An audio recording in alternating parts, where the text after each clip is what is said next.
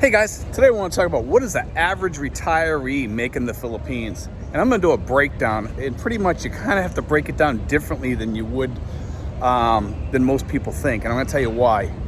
Because we have people over here on tourist visas, and tourist visas kind of are expats, and they're kind of not. They are expats because they use the tourist visa to live here permanently, kind of. They leave after 36 months, and then they come back after 2 days or whatever, and then they start their 36-month process all over again. And I think those are a different bird than a lot of the people here, because a lot of people don't know that a lot of people come in here and they use the retirement visas now. And there's a ton of people that are doing that. Although the tourist visas are more prevalent, I'm gonna break this down in different ways, because even the retirement visa has different types of people coming in here on different amounts of money. So you can't just across the board, you can break it down and say, well, this person's making this much, because of the way that the people come in here is different, okay?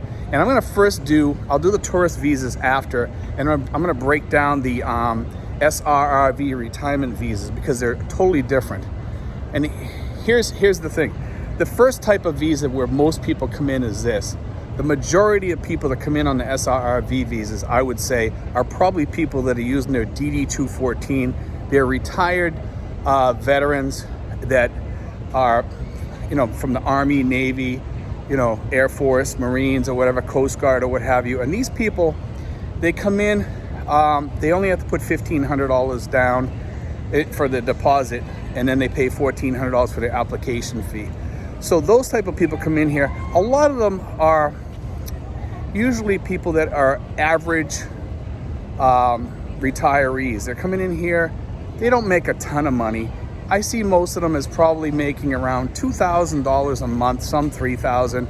I would say $2,000, $2,200, some $1,800. You only have to make $1,000 per month to come in on that and show the PRA that. So I would say like the average person in that ranking is probably somewhere between $1,800 to $2,200 from what I've seen. And a lot of times when they go through the PRA, they only have to show $1,000, so they don't show the PRA all the money that they make in other retirement funds.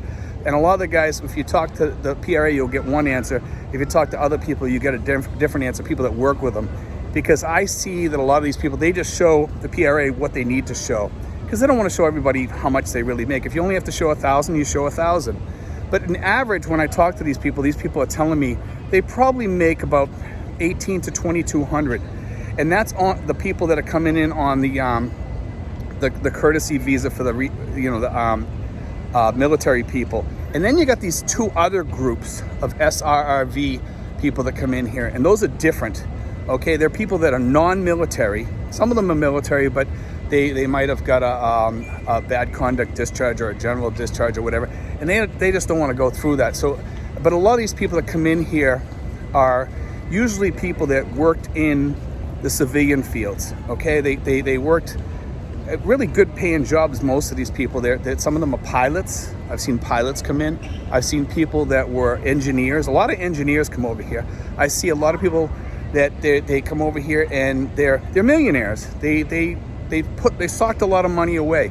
And what happens is, a lot of these people, they don't have pensions. Okay, so some of these people that don't have pensions, what happens is they don't have the pensions, and they have a huge amount of money socked away. Now you can come in here if you pay $20,000 on the SRRV, and these people make their money is really hard to figure out how much they really have, because you have to break it down in different ways, because either they're taking money off the amount of money that they have socked away, or they're living off the residuals that money makes.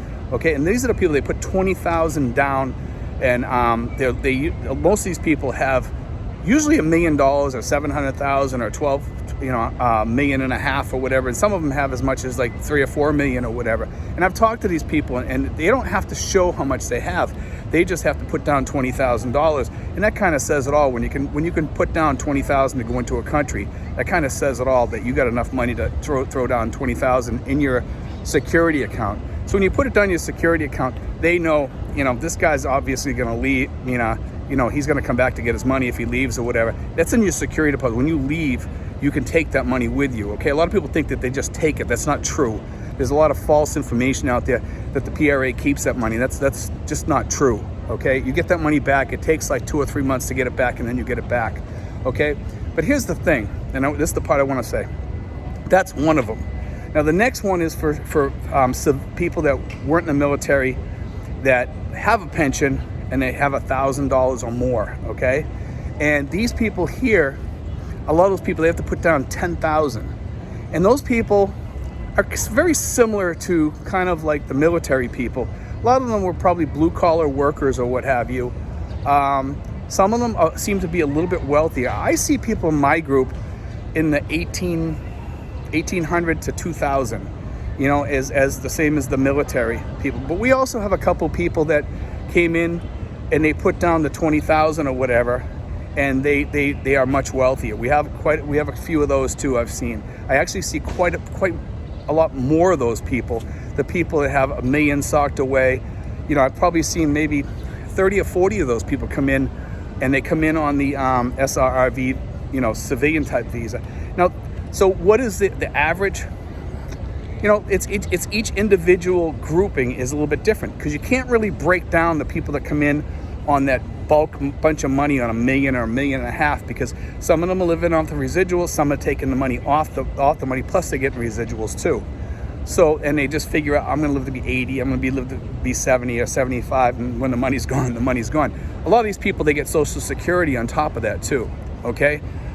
Those people, you really can't pin them down on how much they make, because it changes with interest rates and things like that. But like I said, the other ones, I would say 18 to 2,200. Some of them, I've seen people make it as much as 6,000, 5,000. And I would say that that's not average.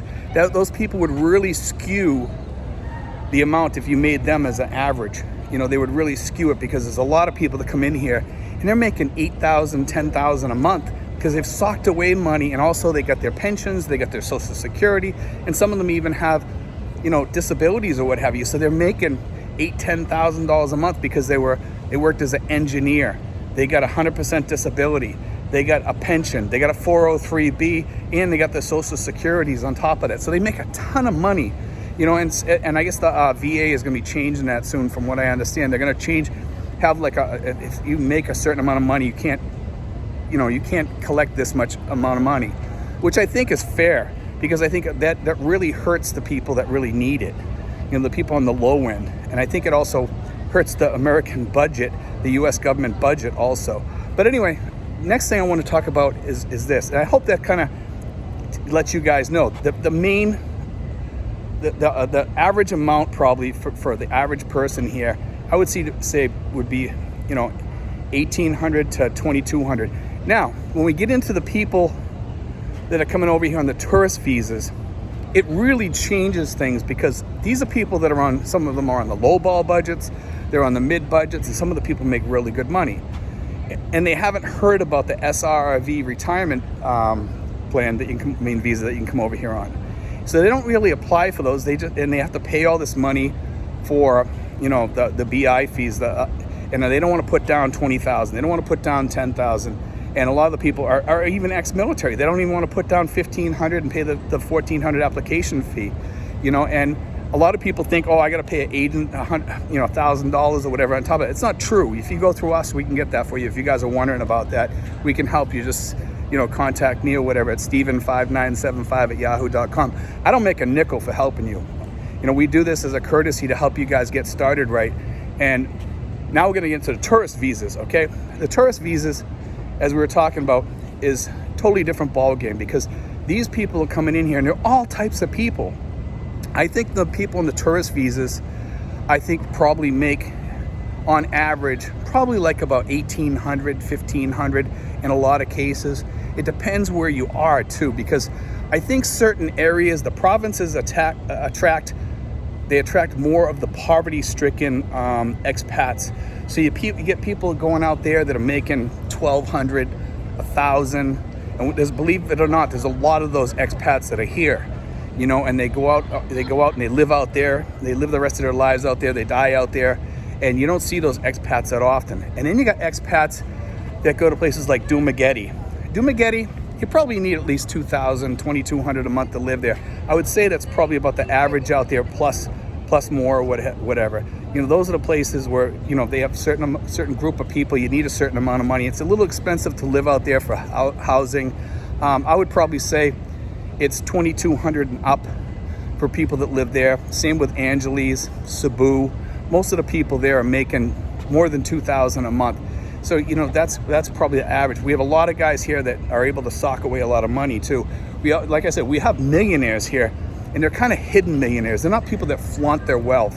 There's a lot of millionaires out there. They live like poverty-stricken expats kind of. Or, you know, they just like to keep their money. They want to hold on to it, and it's understandable. So that's my take on what is the average. It kind of gives you at least a view in on what people make here. It's really different everywhere you go. We have so many different expats here. It's really hard to kind of throw out a number and say, hey, this is the average. You kind of have to look at each group, and each group is different. And I hope that kind of helps you kind of give you an eye in on how much people make here. Because everybody's always asking me, Steve, what is the average? It's really hard because the people that are millionaires skew it a lot, okay? And they take the money, like I said, out of their money. They've saved it all their lives. They're taking it off that. So I don't know what they take out. And a lot of these guys, from what I've seen, some of them are living on $1,200. The rich people, they're living on this amount because they want to leave the money behind for their children, their kids, their wife, or what have you. And actually, they're more common than what we think. I see them because I work with them every day. I see them every day when I take them to get their SRRV visas or whatever. And they talk to me and they tell me, you know, hey, I'm gonna do the 20,000 visa, Steve, where because I don't have a pension, I have so much money in the bank. And some of the guys will tell me and they'll share it with me, and some will say, you know, I'd rather not talk about that, and that's fine too. But some of the ones that do share it with me tell me that they make a ton of money, you know, and they have a ton of money, or they own a business back home or what have you. We have a lot of these people, and they're and like I said, they are hidden. It's kind of funny because we always think of expats as broke here, or making a little bit of money because the way they dress or something. You might be surprised at some of the people that you meet that are dressed kind of sloppy or messy or whatever, or whatever. Those are the people that are probably the wealthiest here. The guys that dress up the nicest and stuff like that are usually the ones that are broke or whatever. You know, it's kind of funny to see that. But anyway, guys, I hope that helps you. I would say the average between SRRV and tourists would somewhere be around 2,000, 1,800 to 2,200, somewhere in around there. And again, when you have that upper group there that puts the 20,000 down, those are the people that have a lot more money. You really can't pin that down and say how much they take out. I will say that the majority of those people don't like to spend. They're not big spenders. They kind of hide their wealth, but they don't flaunt their wealth either. Anyway, guys, God bless. Take care. I hope you enjoyed today's video.